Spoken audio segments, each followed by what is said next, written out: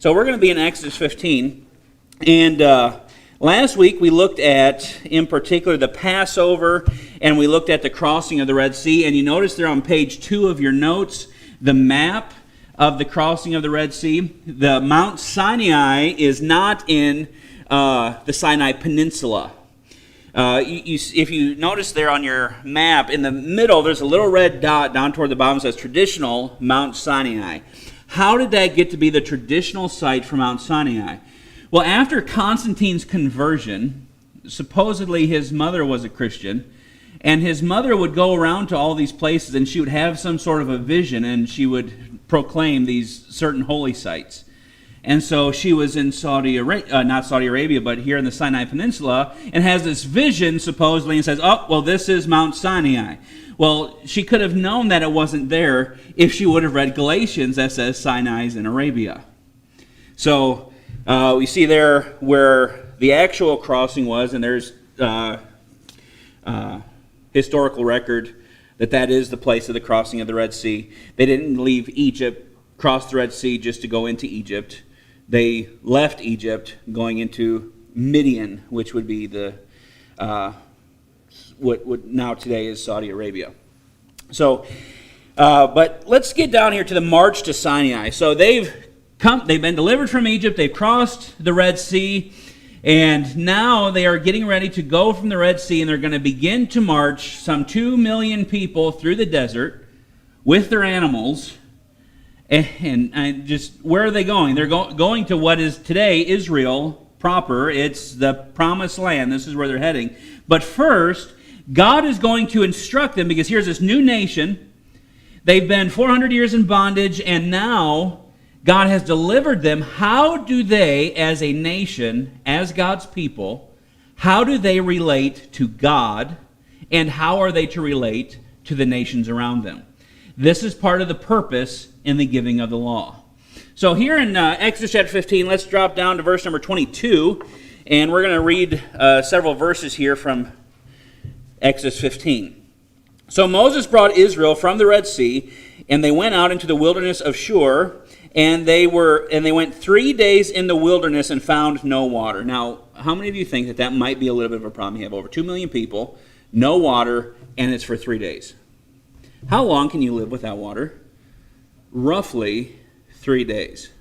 So they're in a pretty desperate strait at this point. So now notice what happens. And when they came to Marah, they could not drink of the waters of Marah, for they were bitter. Therefore the name of it was called Marah. Marah means bitter.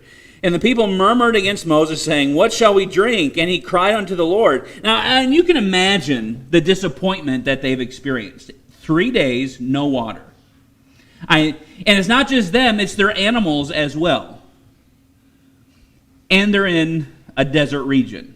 Now, granted, at this point in time, the Middle East did not look like it does today. This was part of what's called the Fertile Crescent. This was a very fertile area. It was lush. There was lots of vegetation, but still, nonetheless, hot. And so for 3 days they've been marching. They come up in this area where there's all these springs and all this, and pools of water, and you can imagine the excitement. I mean, they're parched, and then they go to drink the water, and they can't drink it because it's bitter. I might complain just a little bit too. But you see, what we're going to find out is this is a test. This is a test that God is giving to the nation of Israel. And well, let's just read it. Let's read what it says. Verse 24. And the people murmured against Moses, saying, what shall we drink? And he cried unto the Lord, and the Lord showed him a tree. And when he had cast into the waters were made sweet. There he made for them now notice this, he made for them a statute and an ordinance, and proved them. And said, now there's 3 things that take place here. 3 reasons for this test. But we'll notice in just a moment. And said, if thou wilt diligently hearken to the voice of the Lord thy God, and wilt do that which is right in his sight, and wilt give ear to his commandments, and keep all his statutes, I will put none of these diseases upon thee, which I have brought upon the Egyptians, for I am the Lord that healeth thee. And they came to Elim, where were 12 wells of water, and 70 palm trees, and they encamped there by the waters. Now, this is very interesting. This is, in essence, Israel's first test as a nation. God says that, it says that he proved them there. That word prove means to test as to quality.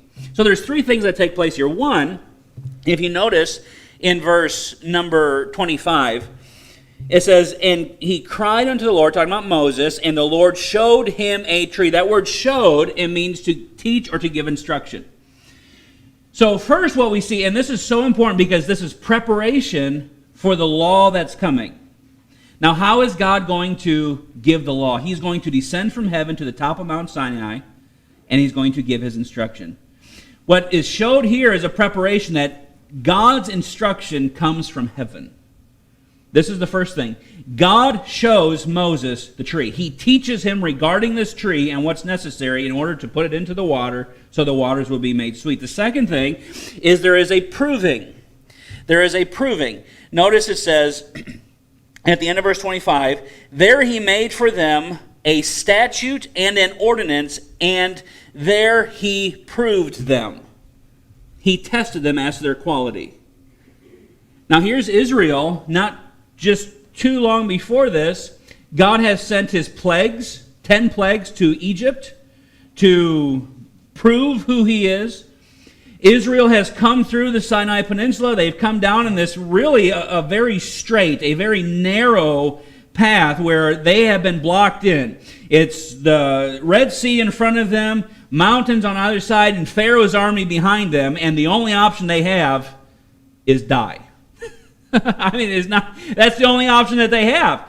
Because if they go forward, what are they going to do? They're going to drown in the Red Sea. If they go back, they're going to be taken captive or killed. And if they try to run up the mountains, they're going to be caught and killed.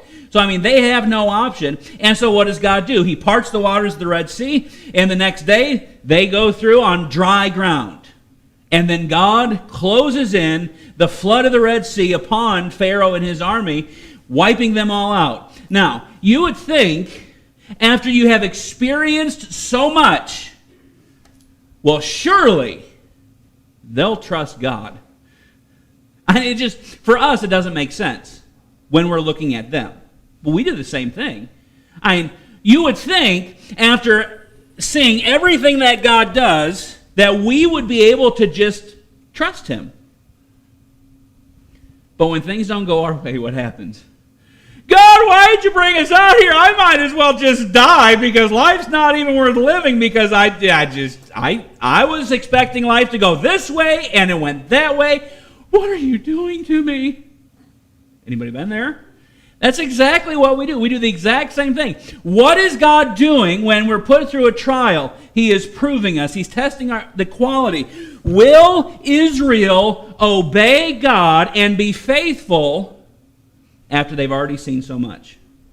And the third thing God teaches them here is that obedience and faithfulness to the covenant is going to bring them physical healing. Now notice he says, verse 26, and said, if thou wilt diligently hearken to the voice of the Lord thy God, and wilt do that which is right in his sight, and will give ear to his commandments, and keep all his statutes, I will put none of these diseases upon thee, which I have brought upon the Egyptians, for I am the Lord that healeth thee. Now, are they going to keep the covenant? No. You would think with this type of a warning, this would be a no-brainer, right? Let's just do what God says so we don't have to go through what Egypt went through. But they don't. And what happens? They go through almost exactly what Egypt goes through, just over a longer process of time. But this section here, from chapter 15, verse 22, when they leave the Red Sea to go towards Sinai, from 1522 to 1827, this section shows the various miracles by which God would provide for the needs of his people. Bitter waters made sweet, manna from heaven, which provision would last for 40 years, and quail for flesh, water from the rock, and deliverance from the Amalekites. I mean, miraculous things taking place, but yet Israel would still fail. But I do want you to notice something there in 1635. Let's go over there, page or two over, chapter 16, verse 35. This is something, and this is going to come up between now and if the Lord tarries long enough for us to get to Nehemiah, this is going to come up several times, this point. I want you to notice, who wrote Exodus, Leviticus, Numbers, and Deuteronomy? Who? Moses. Okay, it's not a trick question. But now I want you to notice something. Notice chapter 16 and verse 35. And the children of Israel did eat manna 40 years until they came to a land inhabited. They did eat manna until they came unto the borders of the land of Canaan. Now I want you to notice something. What exactly is meant by the fact that they came into the borders of the land of Canaan? Does that mean before they crossed the Jordan River? Or is it after they crossed the Jordan River? Now, I'm going to give you the answer. A definitive answer. I'm not going to suppose this. Let's go to Joshua chapter 5.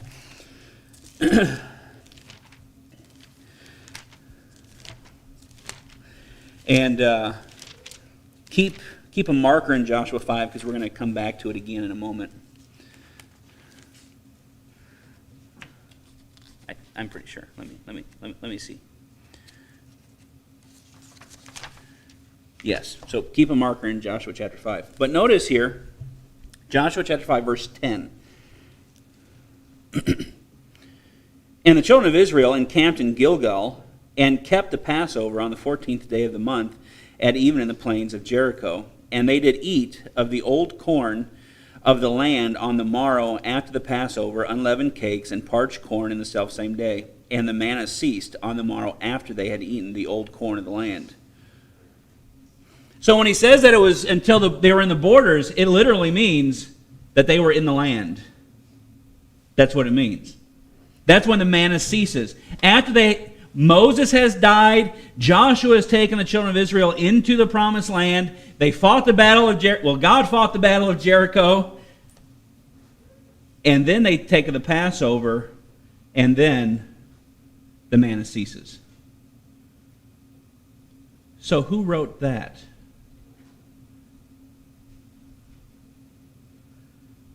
In Exodus 16:35, who wrote Exodus 16:35? Moses is already dead when that took place. And we see it again. Let's really make things confusing. Let's go to Deuteronomy. Keep your place in Exodus. Let's go to Deuteronomy. And we're gonna notice this. The farther we get into this, we're going to see more of this type of thing taking place. And it's really interesting, I think. But that's just me. So Deuteronomy 34.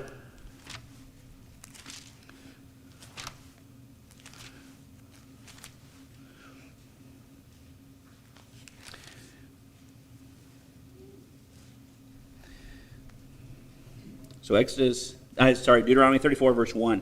And Moses went up from the plains of Moab unto the mountain of Nebo to the top of Pisgah, that is over against Jericho. And the Lord showed him all the land of Gilead unto Dan, and all Naphtali, and the land of Ephraim and Manasseh, and all the land of Judah unto the utmost sea, and the south, and the plain of the valley of Jericho, the city of palm trees, unto Zoar. And the Lord said unto him, This is the land which I swear unto Abraham, unto Isaac, and unto Jacob, saying, I will give it unto thy seed. I have caused thee to see it with thine eyes, but thou shalt not go over thither.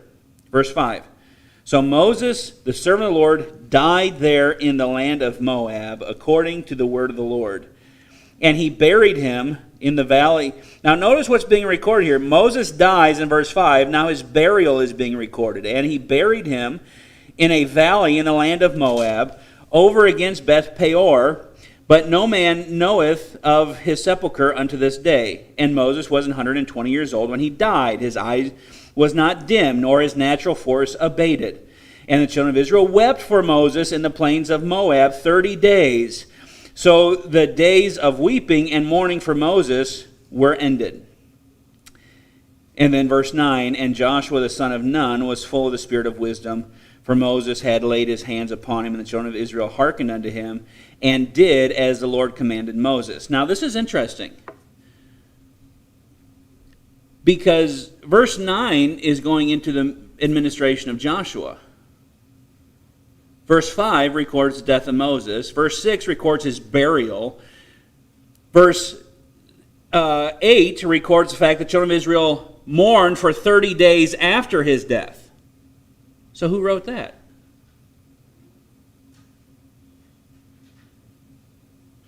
Now, we're going to get more into this, but I'm going to go ahead and give you a little bit up front. I'm going to get into a little bit of opinion, but I think I can prove it a little bit more later. Okay? So I'm going to say it now, and then we'll repeat it probably 3 or 4 times by the time we get to 2 Chronicles. Okay? Because I know it's going to happen. I've never heard that before. Well, you're going to hear it at least 3 or 4 more times over the course of this. But I think Nehemiah wrote it. See, one of the things that we have to understand is, okay, from Genesis through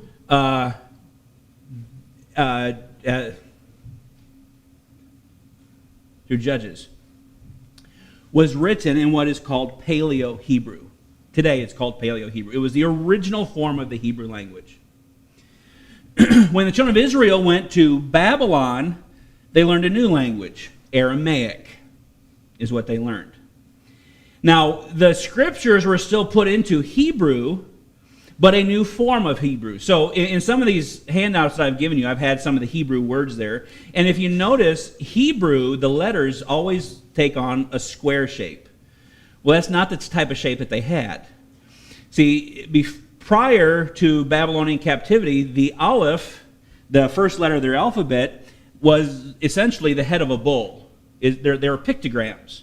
They're almost like hieroglyphs. So the Aleph, the A, so to speak, looked like a bull's head. Then Beth looked like a house or a tent. And so they were picture letters, essentially. Well, once they go to Babylon, they learn this new language, Aramaic, which has the box letters. And when they come back, Nehemiah then makes a revision, not in a taking away things, but he makes a revision of the Old Testament that they had, translating it, so to speak, into the Aramaic type setting for the Hebrew letters. So Hebrew today looks different than the Hebrew then.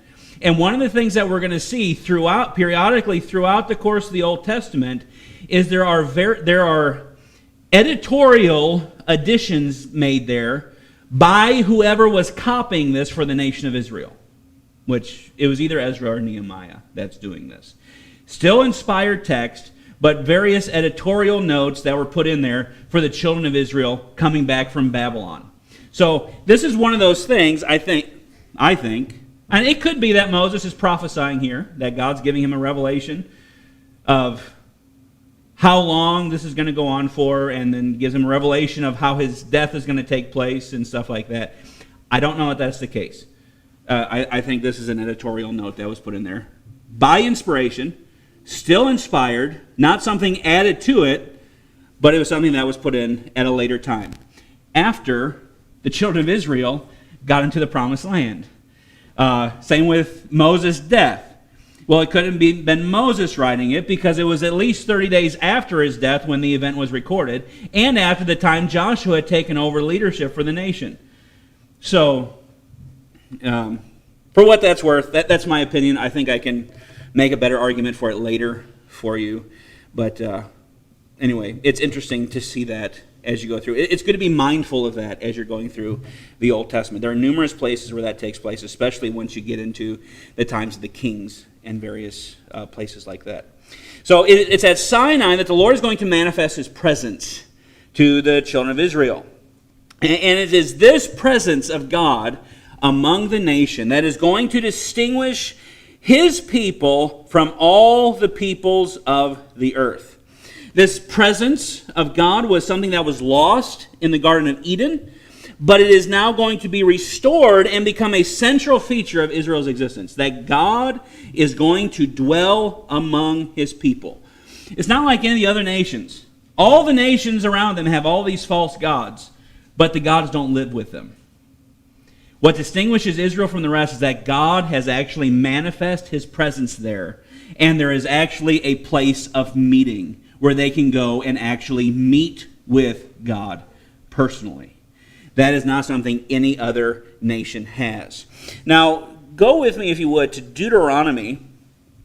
We note that Israel is to be distinguished from all the nations. Go to Deuteronomy chapter 4. This is the purpose with the law. This is the purpose with them having a tent of meeting.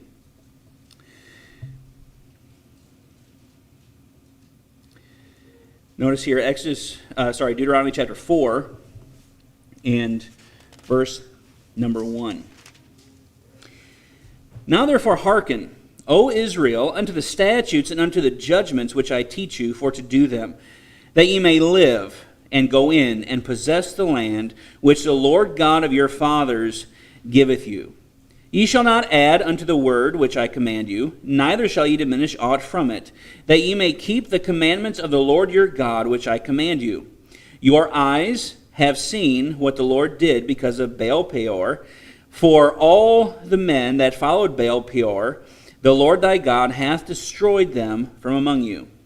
But ye that did cleave unto the Lord your God are alive, every one of you, this day.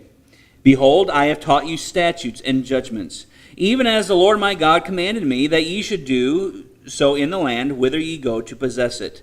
Keep therefore and do them, for this is your wisdom and your understanding in the sight of the nations, which shall hear all these statutes and say, now notice this, surely this great nation is a wise and understanding people. For what nation is there so great who hath God so nigh unto them as the Lord our God is in all things that we call upon him for?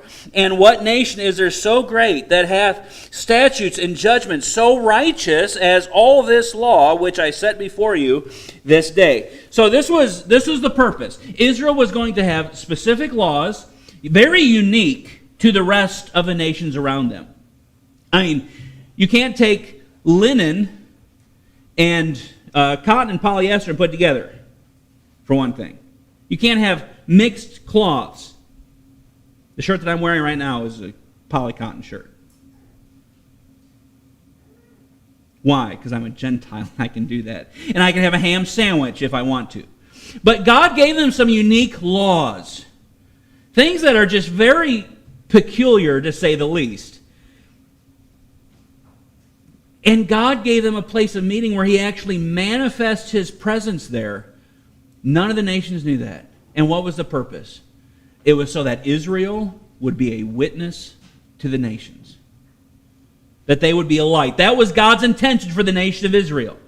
It was his intention to give them his word, not for them to keep for themselves, but to disseminate it to the rest of the world. It was his purpose to distinguish them from the rest of the world so that they could see how holy God is, that they could see who he was, his character, and they could be a witness to draw people to the Lord. Did Israel do that? Never. Never in their history have they been a faithful witness. In fact, that's one of the points Isaiah makes, God makes in Isaiah, is that Israel was called to be a witness. They were called to be his servant, but they failed. They are a failed servant, so there's another servant that's coming. And he's going to fulfill what Israel failed to do. He was going to be given as a covenant and a light to the Gentiles, Isaiah says. The apostles reaffirmed that, saying that we're preaching to the Gentiles because God has given us as a light to the Gentiles. That's our purpose. That was the purpose of Israel, and they failed. But you know a time's coming when they will fulfill their purpose? Go with me to Zechariah. Zechariah chapter 8. Zechariah is near the end, second to the last book of the Old Testament.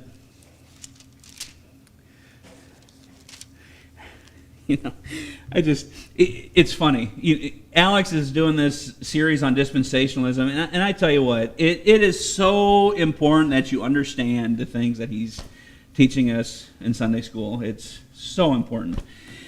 But people that come to the Bible and they just don't believe what it says, but it has to have some spiritual meaning beside what it says, and you're just missing out. And the Bible is such an amazing book.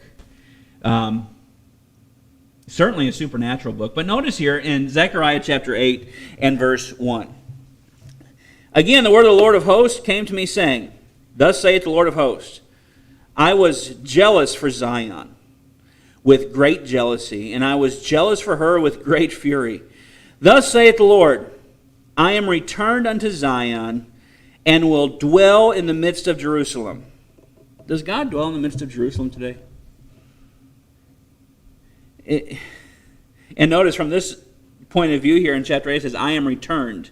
What does that mean? It means he was here once already. We keep reading. It says, And Jerusalem shall be called a city of truth. Do you hear people talking about Jerusalem today? You ever see it in the front pages? Jerusalem, city of truth. No. Never. It's never happened. Never. But it's going to happen. How do I know? The Bible tells me so. But this gets really good. Just watch. And the mountain of the Lord of hosts, the holy mountain. Thus saith the Lord of hosts, There shall yet old men and old women dwell in the streets of Jerusalem, and every man with a staff in his hand for very age. Let's drop down actually to verse number 20. We're going to jump forward just a little bit. Verse number 20. Thus saith the Lord of hosts, It shall yet come to pass. So if something is yet to come to pass, does that mean it's happened yet? Okay. That there shall come people, and the inhabitants of many cities, and the inhabitants of one city shall go to another, saying, Let us go speedily to pray before the Lord, and to seek the Lord of hosts. I will go also. Yea, many people and strong nations. Are the nations flocking to Jerusalem to pray before the Lord of hosts? Now, why is this what's going to affect this? Note, watch. Yea, many people and strong nations shall come to seek the Lord of hosts in Jerusalem, and to pray before the Lord. Thus saith the Lord of hosts, In those days it shall come to pass that 10 men shall take hold out of all languages of the nations. You see, he's really trying to hammer this home. That he's not talking about the church here. Okay? He's talking about Gentile nations, all languages of the nations. Now watch what it says. Even shall take hold of the skirt of him that is a what? Jew. Saying, We will go with you, for we have heard that God is with you. That has never happened in the history of Israel. But that was God's plan from the very beginning. And it's going to happen. When Jesus comes back, sets up the kingdom, Israel believes and gets the land, all the nations are going to come to Israel, and they're going to take hold of the Jew, and they're going to say, We're going to go with you. Show us the way. That's exactly what they're going to do. They will be in the millennium. See, this is why, one of the reasons the millennium is so important. Besides the fact that God says there's going to be a 1,000-year reign of Christ. What's the purpose? So Israel can fulfill God's purpose for them. That's why. That's why there's going to be sacrifices. That's why there's going to be a temple. Israel is actually going to do what God intended them to do. And they have never done. They will do it then. Glad I got that off my chest. Sorry. So, back to page number 2 there, toward the end of that paragraph. This will be further highlighted with the tabernacle, as the tabernacle is called the tent of meeting in chapter 40, verse 6. This is the place where God manifests his presence, and the place where God would dwell, that's your blank there, dwell in the midst of his people. Now let's go to chapter 19 of Exodus as we prepare for the law to be given. Exodus chapter 19.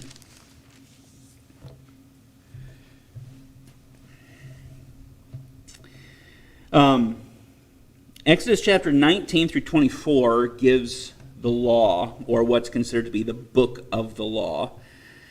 And while God had redeemed, guided, and provided for Israel in the wilderness, it was still unclear how they were to relate to God and the world. These issues are resolved with the law. The law provides a standard of righteousness. How do we know what is right and wrong? We know by looking at God's standard and not relativism. Or I guess you'd even call it situational ethics. What seems right at the moment. That's not how we determine what's right and wrong. We determine what's right and wrong by God's standard and what God says. That's the determining factor. So, if you're out in the wilderness somewhere, you and one other person, and you run out of food, can't have a repeat of the Donner Party. Okay? It's never okay to eat somebody. But that's what people do. They teach us in the school. Well, yes, it's wrong, but in certain situations it might be right. Given the situation, you don't make decisions based upon that. You make decisions based upon what does God say. That's how we determine this. This is one of the things that we learn from the law and how it's given. Now, let's Exodus chapter 19 here. Let's look at these first 6 verses. It says, "In the 3rd month, when the children of Israel were gone forth out of the land of Egypt, the same day came they into the wilderness of Sinai. For they were departed from Rephidim, and were come to the desert of Sinai, and had pitched in the wilderness, and there Israel encamped before the mount. And Moses went up unto God, and the Lord called unto him out of the mountain, saying, Thus shalt thou say to the house of Jacob, and tell the children of Israel, Ye have seen what I did unto the Egyptians, and how I bare you on eagle's wings, and brought you unto myself." Now it's really interesting. Eagle's wings. Do we see that again somewhere in the Bible? Revelation chapter 12. Revelation chapter 12, John sees the vision of a woman, crown of 12 stars, moon under her feet, clothed with the sun. And the beast, the Antichrist, is going to persecute her, and she's going to be given deliverance in the wilderness, and it says she's going to be taken on the wings of an eagle. Well, what is that a reference to? Right here. God is going to draw them to himself. It's a reference to the nation of Israel. God's going to draw them to himself, and he is going to provide for them. This is the Bible interprets this stuff for us. You don't have to make up some sort of a spiritual interpretation. It tells us what it is. But he bore them on eagle's wings and brought you unto myself. Now, therefore, if ye will obey my voice indeed and keep my covenant, then ye shall be a peculiar treasure unto me above all people, for all the earth is mine. Now I want you to notice here. Pay attention to the words. This is so important because you get into a discussion with a covenant theologian on this passage, and they're going to confuse you if you don't pay attention to the words. So let's... "And ye shall be unto me kings and priests."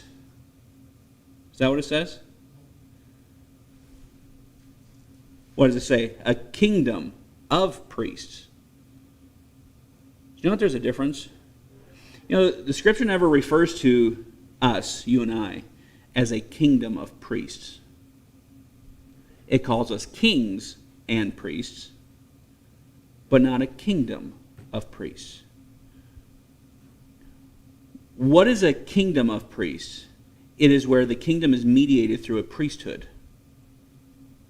See, this gets all into that replacement theology and Roman Catholicism. How does Roman Catholicism justify the Crusades and their priesthood?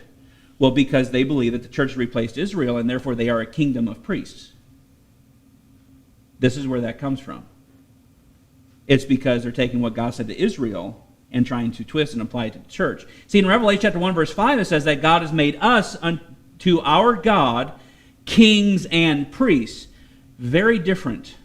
Very, very different. We are kings and priests, but we're not a kingdom of priests. The kingdom is not mediated through us. The kingdom is mediated through Jesus Christ when he returns. It's not mediated through us during this time. But notice he says, these are the words which thou shalt speak unto the children of Israel. And I think that's all I was wanting to read there. But notice here in verse 5, it is a conditional covenant. He says, Now therefore, if ye will obey my voice indeed, and keep my covenant, then ye shall be a peculiar treasure unto me above all the earth, for all the earth is mine. This if is the essence of the law as a covenant. It's conditional. They would cease to be his peculiar people if they did not keep the covenant. This is the only conditional covenant made with the nation of Israel. Galatians makes it clear that this covenant was added to the Abrahamic covenant until the seed should come, until Christ came. And it was conditional and temporary in nature. It was designed to be the means by which the nation of Israel would partake of the physical blessings of the Abrahamic covenant. What are the physical blessings of the Abrahamic covenant? The land. They would get to dwell in the land as long as they kept their part of the covenant. And when they don't keep their part of the covenant, what happens? They're going to get booted from the land. See, the law, the conditions of the law, were never regarding the spiritual blessings. Justification was always by faith.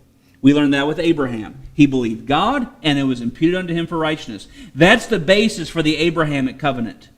But the law, as a covenant, gave Israel a basis for which to enjoy the land.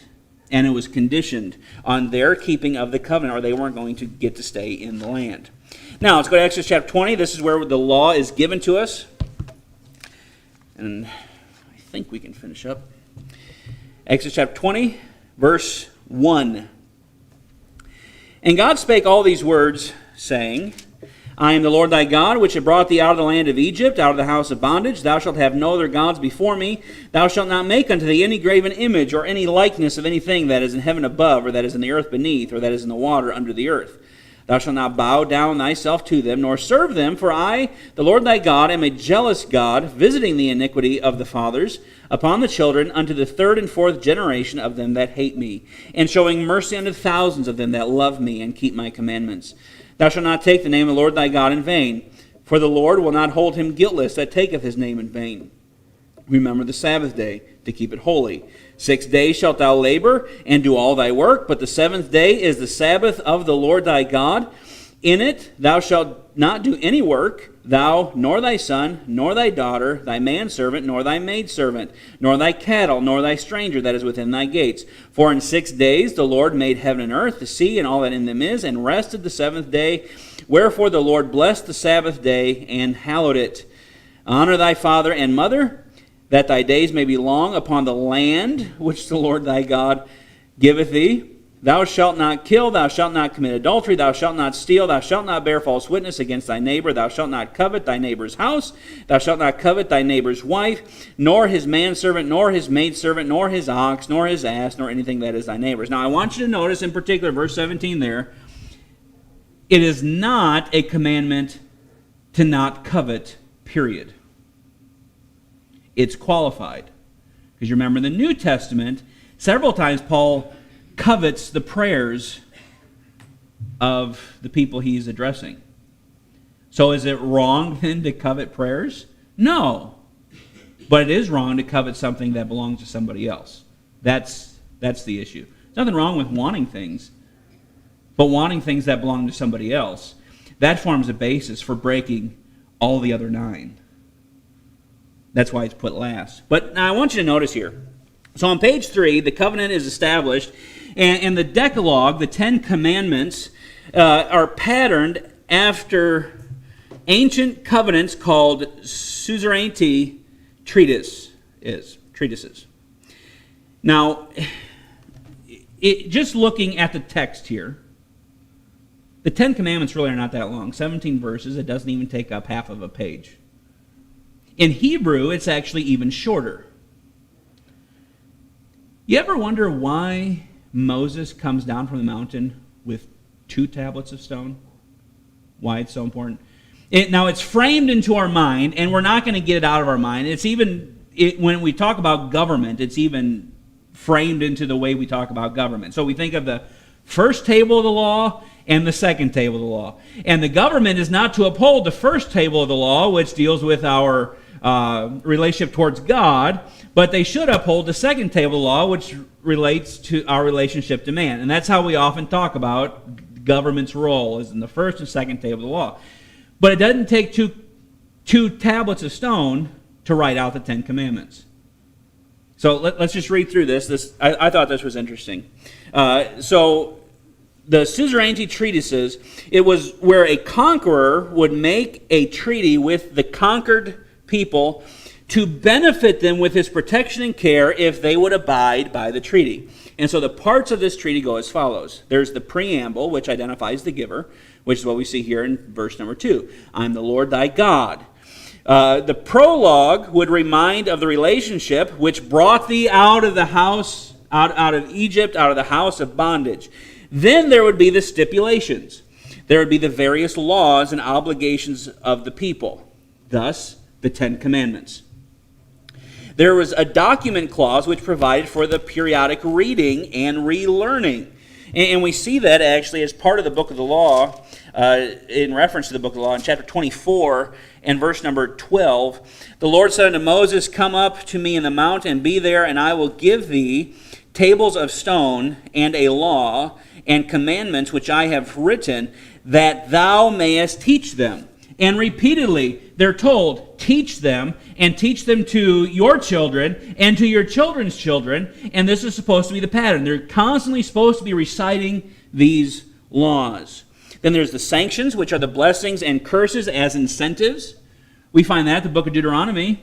God gives a whole list of all these blessings are supposed to state on one mountain, all these curses if they don't keep the covenant that they're supposed to say on the other mountain when they get into the promised land.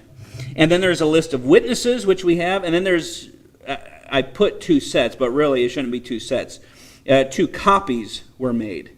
One for the giver and one for the receiver. This is why Moses is given 2 tablets.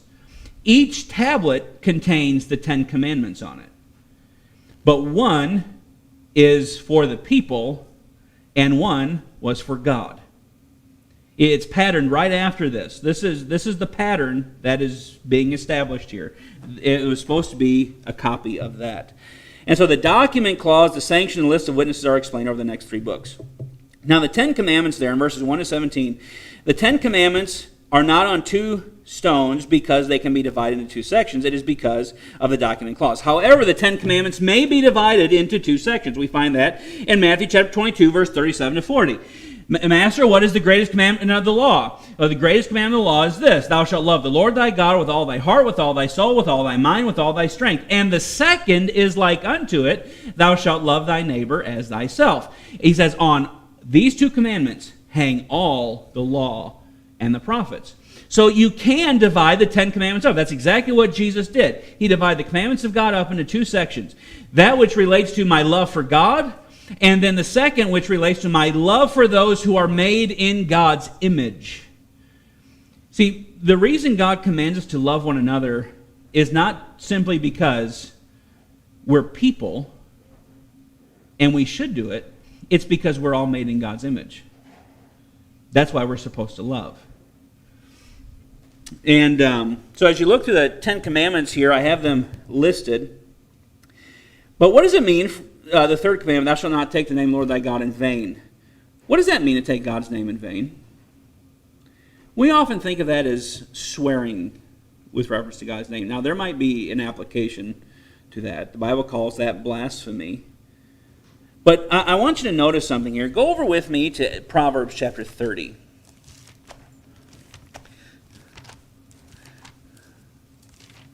I remember when I was in Bible college, I was talking to one of gentleman at the church one day after church got over with, and he made this statement. This was the first time I had ever heard this, and I thought, this guy's wacky, crazy. And until I got to looking at it a little bit more, and I thought, I'm pretty sure he's right on target. Proverbs chapter 30 and verse 7. These are the words of Agur, and the reason I like him is because he's the son of Jake. And but anyway, notice verse number 7. 2 things have I required of thee. Deny me them not before I die. Remove far from me vanity and lies. Give me neither poverty nor riches. Feed me with food convenient for me. Notice what he says here in verse 9. Lest I be full and deny thee and say, who is the Lord? Or lest I be poor and steal and take the name of my God in vain. Notice that this taking of the Lord in vain has a direct reference to lifestyle, not just what he says. What does it mean to take the name of the Lord in vain? Exactly what Israel was doing. They were taking the name of the Lord. Would they take it in vain? Would they actually do what he says? See, this is very similar to what Judas is. Judas is a classic example of somebody who takes the name of the Lord in vain. They name themselves by the name of the Lord, but then they live completely opposite of the way that he has commanded us to. That's what it is to take the name of the Lord in vain. And our churches are full of people that do that. They claim to be Christian. What is that? That's taking the name of the Lord, but they do it in vain. It's empty. It's just a profession. Nothing real about it. They've never truly believed on Christ. They've never repented. They have no intention of obeying him or doing what he says. This is exactly what he's commanding us to not do. Thou shalt not take the name Lord thy God in vain. Because it's not going to help you. Right? People find this out in Matthew chapter 7. Lord, Lord, have we not prophesied in thy name? And cast out devils in thy name? And in thy name have done many wonderful works? And what does he say? Oh, well, in that case, come on in. No. Depart from me, ye workers of iniquity. You know what iniquity is? It's self-will. It's doing my own thing in God's name. That's exactly what he's talking about. It's not going to help anybody. People may make a profession of faith to get somebody off their back. Children do that all the time. They think that there's this expectation that they have to get saved and they have to do it right now. And so they'll make this profession of faith. They'll pray the little prayer. People will get older and, they have this cousin or this relative or this friend that keeps bugging them about Jesus and bugging them about Jesus. Well, I'll finally get them off my back if I'll just claim to know Christ. Well, it's not going to help anybody. You're still going to go to hell if you've never truly believed on the Lord Jesus Christ. You can take his name all you want to, but if it's in vain, he's still going to say, depart from me, ye worker of iniquity.